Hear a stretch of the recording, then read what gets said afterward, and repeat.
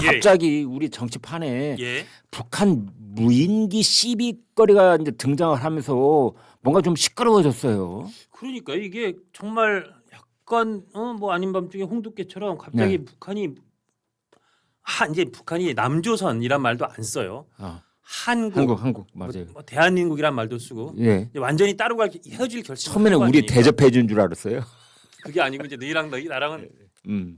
앞으로 말도 안 섞겠다. 어. 너희 갈 길 가. 우리 예. 너희랑 통일 같은 거 생각도 안 해. 뭐 이런 거 아닙니까? 남조선이라고 그러면 북한에 있는 주민들이 같은 핏줄이라고 자꾸 생각한대요. 그렇죠. 조선자가 들어가니까. 그러니까요. 그래 남조선 말 쓰지 마. 이제 그렇게 했다고 그래요. 맞습니다. 그러니까 김정은은 이제 핵무기 달고 손에 쥐고 그냥 북한 사람들 정말 피해와 땀을 빨아먹으면서 평생 살고 그 딸한테 또 대대손손이 물려주는 게 제일 행복하고 본인들 이 왕가라고 해야죠. 왕조라고 해야죠. 네. 정말 그 그릇된 왕조한테는 제일 맥시마이제이션 이익 극대화라고 생각해서 이제 그런 걸 네. 선택한 게 아닌가 싶은데 우리의 성우는 통일이란 노래를 부르면서 네. 살아왔 정말 뭐 김선배도 네, 저도 네. 그 노래를 정말 우리의 소원과 숙명 이런 게 담긴 정말 피와 땀이 맺힌 정말 그런 노래일 줄 알았는데 그 노래도 이제 못 부르게 하는 세상에 와서 좀 그러게 안타까운데 말이에요. 네. 하여튼 한국이 저 북한에다가 자기네한테 무인기를 보냈다고 막 엄청 화를 내면서 네. 주말을 되게 시끌시끌하게 만들었어요. 네. 그래가지고 뭐 이제 김여정 예. 김정은의 여동생 예. 노동장 부부장이 한국발 무인기가 우리나라 국가 영공을 침범했다.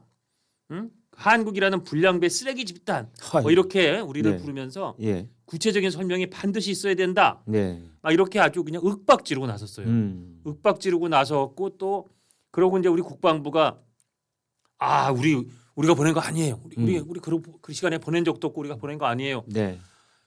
10일 날 토요일 날 이런 입장이 일단 그 북한 인민군 총참모부 대변인 명의로 먼저 나왔어요. 네. 토요일 날 나오니까 여기에 우리가 그날 국방부 명의로 2번, 그다음에 통일부 명의로 1번, 예. 그다음 우리 청와대 안 명의로 1번, 그래서 토요일 하루에만 막 4번씩 아이고 우리가 보낸 거 아니고 이거 큰일 났네. 그래서 대통령 입장까지 나왔어요. 네. 이게 뭐 한반도 평화와 국가 안보를 위협하는 중대 범죄다. 이러면서 나오니까 하여튼 이제 김여정 부부장이 11일 날 어제 아까 말씀드린 그런 좀 아주 건 입에 담기 힘든 험한 논평을 내놨고 예. 그러면서도 김여정이 한국 국방부가 우리에게 도발하거나 자극할 의도가 없다는 공식 입장을 밝힌 것은 그나마 연명을 위한 현명한 선택이다. 현명한 선택이라고 그랬어요. 이거 지금 뭐 얼르는 겁니까? 뭡니까? 그러니까 얼르고 때리고 하는 거죠, 네. 진짜. 그러니까 잘했어. 그건 잘했어. 그래, 뭐 이런 거군요. 거기까지는 봐줄게. 그나마 연명을 위해서 잘했네. 그러나 민간 단체나 개인 소행이라고 해도 국가 안보의 주체라는 당국이 그 책임에서 벗어날 수 없다. 민간 단체의 소행이라고 발뺌하면 북한 영내에서 민간 단체들이 날리는 수많은 비행 물체의 출현을 목격하게 될까 이렇게 또 윽박지르고 나선 겁니다. 그래가지고 이게 좀 주말에 오늘 조선일보도 일면 톱으로 이 기사가 실렸고 가장 큰 이슈로 이제 부각이 됐습니다. 이거 어떻게 보면 북한에서는 이런 예. 시비가 붙을 맛이 나겠어요. 왜냐하면 우리가 북한에 대해서 유화 제스처를 쓴다든지 뭐 어떻게 합시다, 뭘 하겠다, 뭐 계속 떠들어도 북쪽에서는 이런 반응이 없다가 그렇죠. 북한에 뭐 총참모부 대변인 이게 어느 직급인지는 모르겠는데 계급이 뭔지는 모르겠고 아무튼 거기서 한마디 하니까 그냥 주말 토요일 날 쉬는 날인데도 불구하고 아까 말씀하신 것처럼 국방부가 2번, 통일부가 1번, 청와대가 1번 무려 4차례나 그렇습니다. 반응을 보였다는 거 아니에요? 그렇습니다. 야 이러면은 말할 만 나죠. 야, 타격감 있는 거죠. 타격감 맞아. 타격감 있는 거죠, 진짜. 살짝 건드리기만 하면 그냥 화들짝 놀래가지고. 그러니까요. 아이고 우리가 죄송합니다. 아이고, 어떻게 우리 어제 만나서 얘기할 거 이러니까 얘네 봐라 되게 재밌는 애들이네. 그래서 너희가 안 했다는 거 그거는 그래 그거는 연명을 위해서 현명한 얘기 같은데 그래도 네. 까불지 마. 너희가 안 보냈어도 민간이 보냈어 우리가 아주 대대적으로 보복할 수 있어. 우리한테도 민간 단체라는 이름에 여러 단체가 보내는 거 알지? 더군다나 생각해 보세요. 무인기 보내는 게 우리가 먼저 했던 겁니까? 북한이 우리한테 이번에 기사에서 아주 여러 그 언론에서 이걸 자세히 쭉 그동안 걸 체크해 보니까 북한이 우리에게 2014년에 처음 보냈고 2014년 이후에 최소 10여 차례나 무인기 도발을 했었다는 겁니다. 그리고 특히 2017년 강원도 인제에서 추락했던 그 북한 무인기에서는요.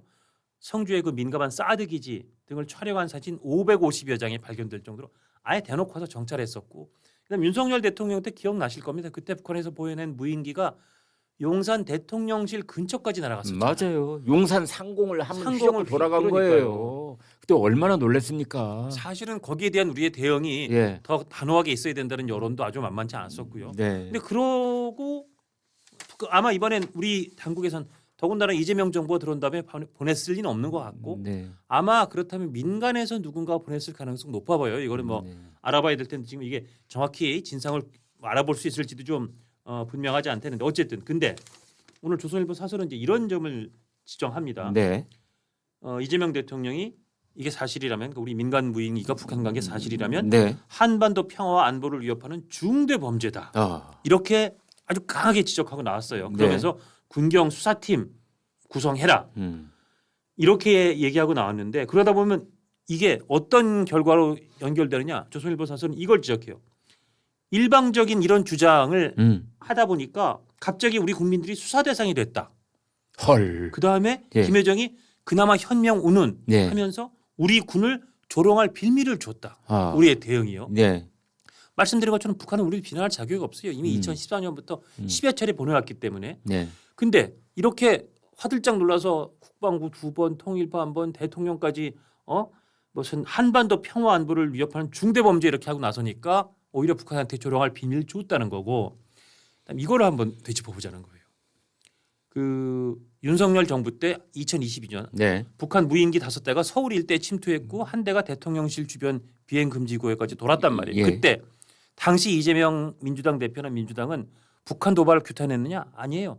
정부가 이를 은폐하려 했다고 비난했어요. 하. 충격적 안보 참사라면서 네. 내각 개편, 개각하고 대통령 사과하라고 그랬었어요. 네. 근데 이번에는 우리가 북한 보냈다는 북한이 발표하자마자 우리 민간을 향해서 중대 범죄라고 했어요. 네. 아니 그러면 같은 잣대라면 그때 북한에 대해서 중대 범죄라는 얘기를 했었어야죠. 그래야 최소한 우리 민간이 보냈다면 우리 민간인을 상대로 수사하겠다 중대 범죄라고 하는 말에 최소한의 논리적인 그 타당성이라도 생기는 거 아닙니까? 네. 잣대가 너무 다르다. 이런 지적이 지금 나오고 있는 겁니다.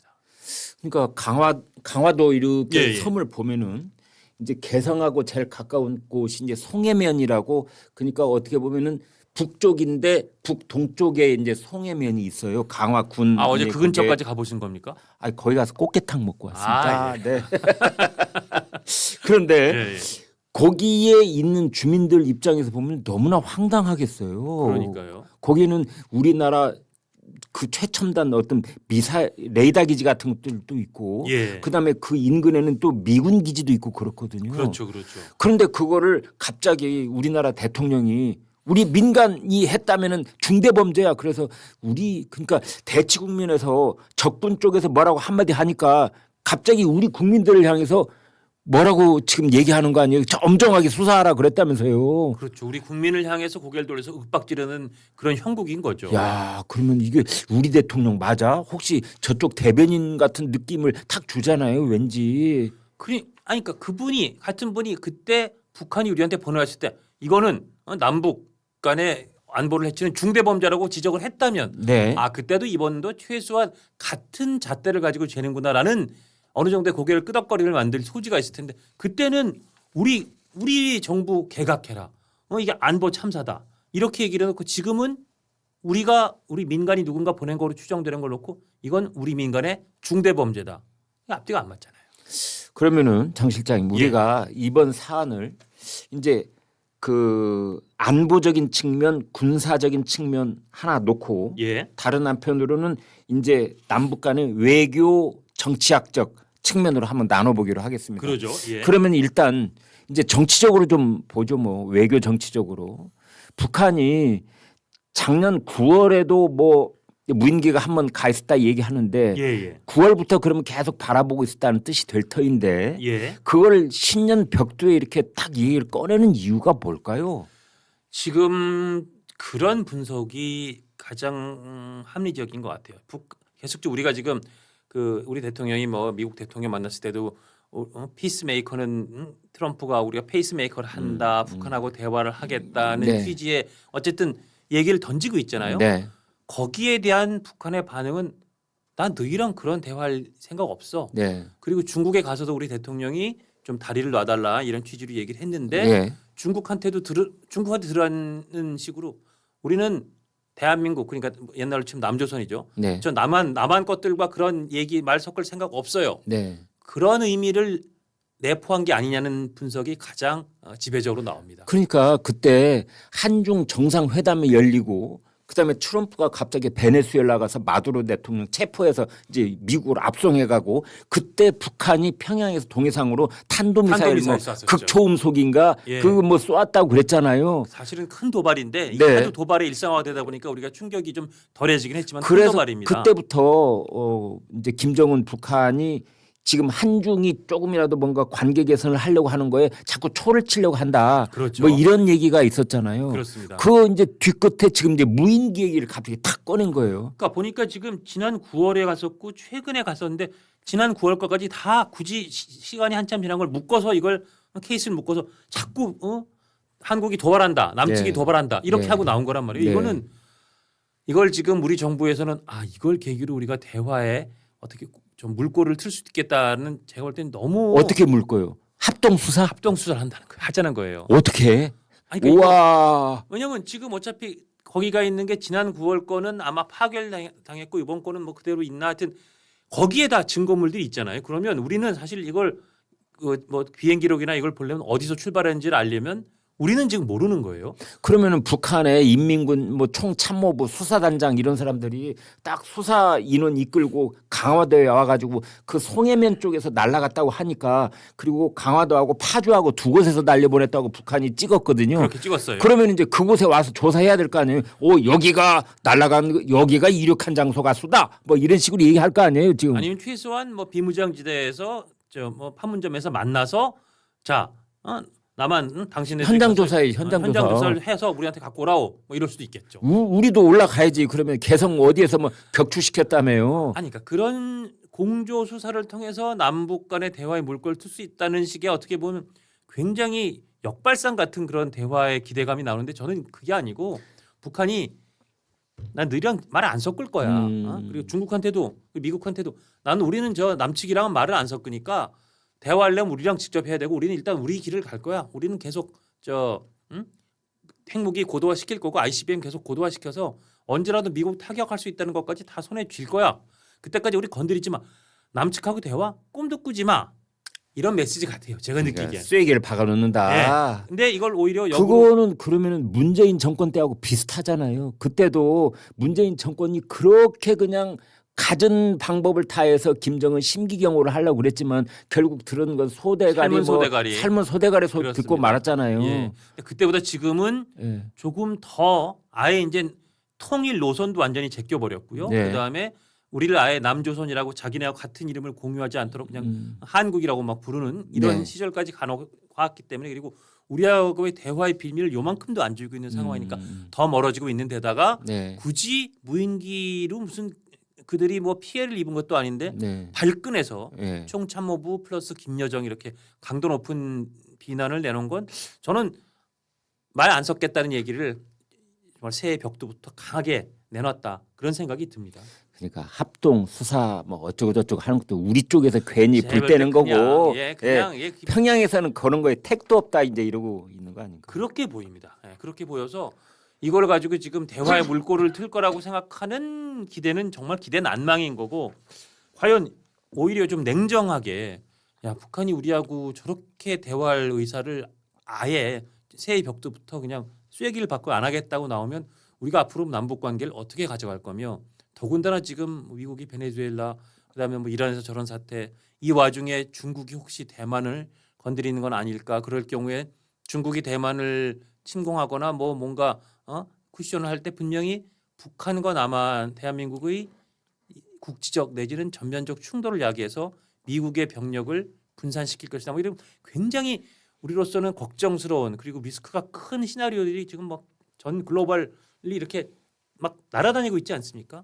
그럼 북한하고 우리의 대화 통로는 끊긴 상태에서 우리가 이거 어떻게 냉정하게 대처할 건지를 조금 더 면밀히 봐야 되는데 야야 이게 잘 됐다. 이거 지금 남북 공조 수사로 대화에 물꼬를 틀 수 있지 않을까?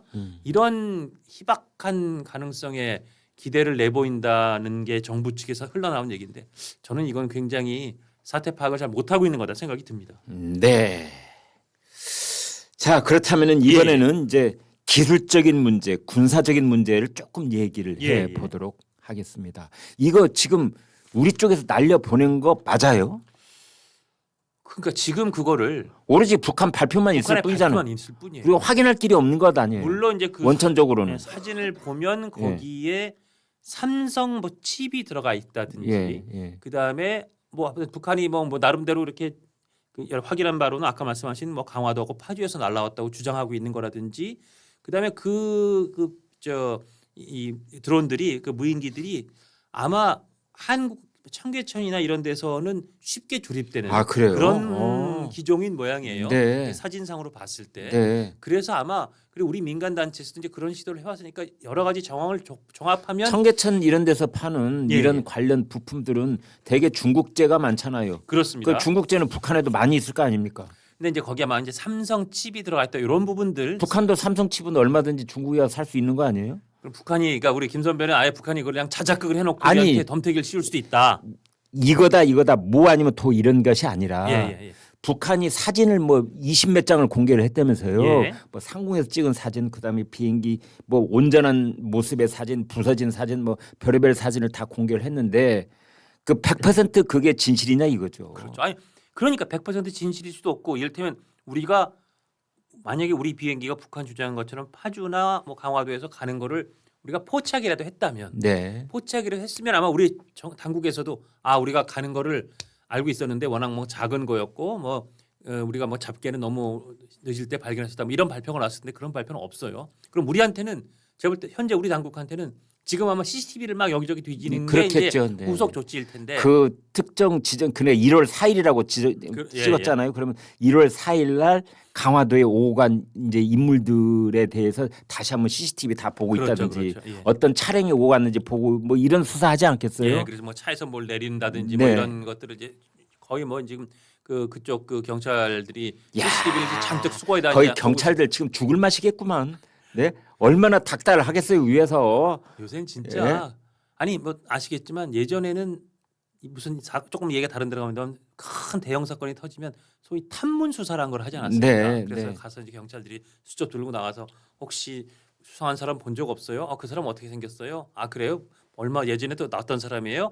무슨 차 본 거 없었어요? 그런데 지금은 탐문 수사가 거의 이제 실종되고 왜냐면 CCTV가 대한민국 곳곳에 쫙 깔려 있으니까. 네. 그래서 CCTV를 빨리 확보해서 그 CCTV를 갖다 놓고 정말 눈이 터지도록 그거를 돌려보면서 그 CCTV에서 증거를 찾아내는 게 이제 경찰 수사에 그 특히 초동 수사에 매우 중요한 그 이 기술이 됐다고 하니까 이번에도 그렇게 할 것 같아요. 대통령이 중대범죄라고 그러고 엄정 수사를 그렇게 지시를 하셨는데 그럼 이건 정말 지금 일선 경찰들은 지금 거의 대부분의 인력이 여기 투입됐을 가능성도 있다고 봐요. 관할 지역에선 상당수의 경찰력이 아마 투입됐을 겁니다. 네. 예. 그래서 이제 그런데 지금- 그것이 대한민국 국적을 가진 민간일지 예. 아니면 대한민국 땅에는 제3국 사람들도 얼마든지 자유롭게 왔다 갔다 하잖아요. 그렇습니다. 예. 국제관계가 이렇게 복잡하게 얽혀 있는데 예. 그 제3국 사람 뭐 동남아 사람일 수도 있고 일본 사람일 수도 있고 중국 사람일 수도 있고 러시아 사람일 수도 있고 그런 가능성까지도 다 종합해서 네. 그걸 정말 뭐 CCTV 현재로서 CCTV 찾아보는 거 말고 다른 방안은 없는 것 같아요. 네. 당시에 우리 레이더 같은 자산이 있음에도 불구하고 사실은 그때 이제 그 북한에서 우리 무인기 오고 우리 용산 대통령실까지 막 돌고 이런 것 때문에 우리가 레이더 이 소위 정찰 자산을 좀 더 강화했는데도 어떻게 지금 미국 북한에서 얘기하는 그게 한 뭐 작은 거 한 2m 안쪽 뭐 요런 애들은 이게 새하고 비슷해서 이렇게 잘 잡히질 않는다. 아 그렇구나. 그러니까 우리가 저쪽에서 오는 건 그나마 눈 터지고 보고 있어요. 왜냐하면 우리가 뚫리면 그거는 우리 군의 정말 안보가 뚫린 거니까 네. 작은 것까지 보는데 우리 쪽에서 저쪽 가는 것까지 그렇게 눈 터지기는 안 본다는 거예요. 그냥 그렇지. 조그만 거 가면 새가 가나 보다 하는 거죠. 네. 그래서 아마 지금 우리가 저쪽으로 보내는 거는 거기 강화도가 아까 말씀하신 것처럼 우리 정찰 자산이나 미군도 있고 그래서 꽤 열심히 보는데도 불구하고 아마 못 본 것 같아요. 그러면 이제 지금 CCTV 보는 방법밖에 없는 것 같은데 그러면 북한의 입장에서는 저게 가령 저게 이렇게 충분히 추정을 해볼 수가 있는데 예. 만약 저거를 그 강화도나 파주 어디에서 그 북한 개성 쪽을 향해서 날려보내는 그 누군가가 있다고 가정을 해보겠습니다. 북한이 주장하는 것처럼. 예. 그럼 2대만 보냈겠느냐. 청계천에 가면 20만 원이면 한 대씩 만든다는데 글쎄 말이에요. 200만 원만 있으면 10대잖아요. 그 세운상가에서 부탁하면 2시간 만에 조립해 준대요.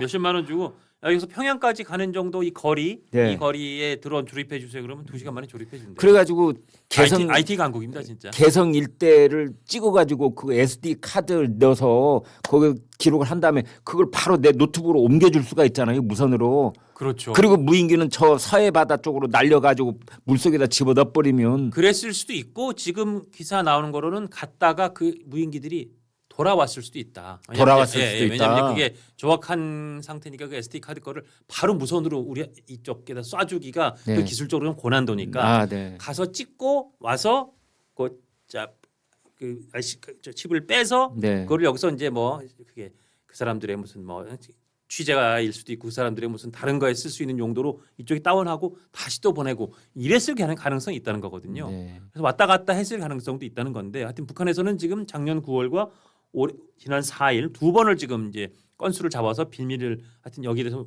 상당히 비난하고 있는 거고 지난 4일은 개성시에서 추락했는데 그날 낮 12시 50분쯤 인천 강화도에서 이륙했다는 게 북한 측의 주장인 거고 현재 그런 상황입니다. 네.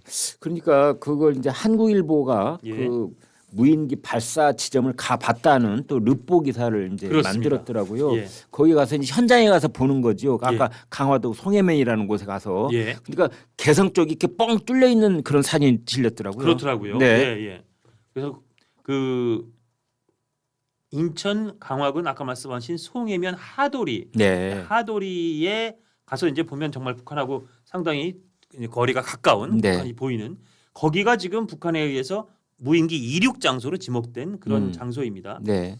근데 하여튼 그 주민들은 이 마을에 해병대도 있고 국군 해병대도 있고 인근 미국도 있는데 왜 누구도 못 봤나? 네. 그러면서 사실은 주민들 입장에서는 불안할 수 있죠. 그렇네요. 여기서 갔다 그러면 예를 들어서 북한이 그거를 핑계로 빌미로 뭐 원점 타격을 하느니 어쩌니 이런 식으로 나올 수가 있으니까. 그렇지. 표적이 되니까. 표적이 될 수 있으니까. 사실은 예. 그래서 그렇지 않아도 강화도에 사시는 주민들 입장에서는 늘 그런 불안이 있을 텐데 네. 이번에 북한에서 또 김여정이 그렇게 입이 걸게 네. 비난하고 나오고 하니까 상당히 네. 이제 불안한 네. 그 경계태세 구멍이 뚫린 게 아니냐 그러면서 불안과 불신이 그 주민들 사이에서 커지고 있다. 네. 뭐 이런 루포 기사가 나왔습니다. 네. 그러면서 하여튼 이게 북한과 엎어지면 코다울 위치인데도 북한이 좀 그러니까 군이 북한으로 갈지 모르는 민간 무인기 그 무단 운영에 대해서 예방이나 단속을 좀 잘했어야 되는 거 아니냐. 주민 입장에서는 그런 얘기를 하실 수 있을 것 같아요. 당장 삶의 보금자리가 흔들리거나 뭐 위협받을 수 있으니까 불안하다는 건 사실 무슨 감정보다도 가장 앞서는 감정일 수 있습니다. 네. 자, 무인기 이야기는 여기까지 하겠습니다.